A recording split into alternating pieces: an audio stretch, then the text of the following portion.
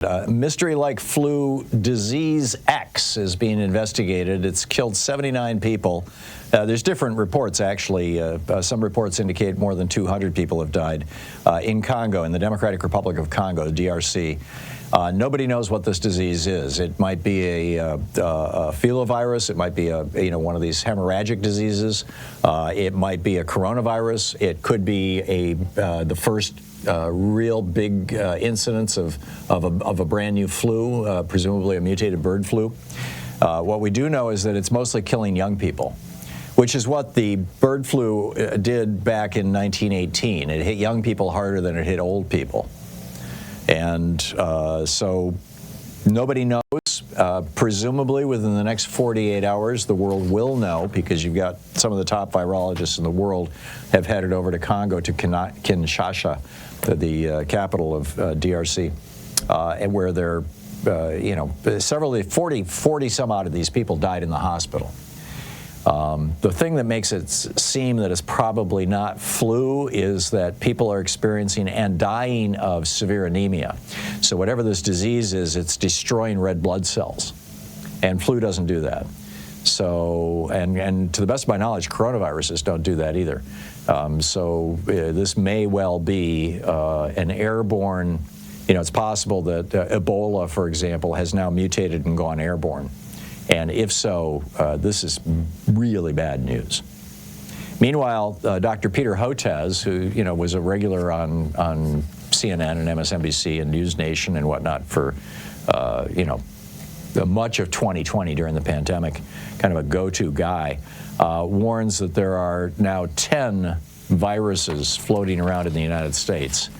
Now, keep in mind, this is at the same time that Bob Kennedy and Donald Trump say we need to dial back on vaccines and vaccine research and pandemic preparations and all that sort of thing, and instead focus on the real diseases, heart disease and diabetes and obesity. But here's what Peter Hotez said. He said, we have another major coronavirus likely brewing in Asia. We know that these viruses are jumping from bats to people thousands of times a year. We know we have a big problem with mosquito-transmitted viruses all along the American Gulf Coast, where I am here in Texas. We're expecting dengue and possibly Zika virus coming back, or Oropouche virus. I'm not sure how to pronounce it, Oropouche, and yellow fever. He says, and also we're experiencing right now, as a result of the anti-vax hysteria that has been spread by people like Bob Kennedy since the pandemic, he said we have a 5-fold rise in pertussis cases, that's whooping cough, and it can kill children. In fact, children are dying of that right now in the United States.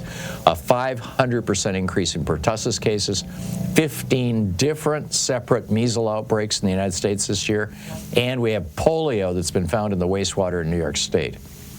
And meanwhile, Bob Kennedy has I'm reading now from this piece by Luke Andrews in the Daily Mail.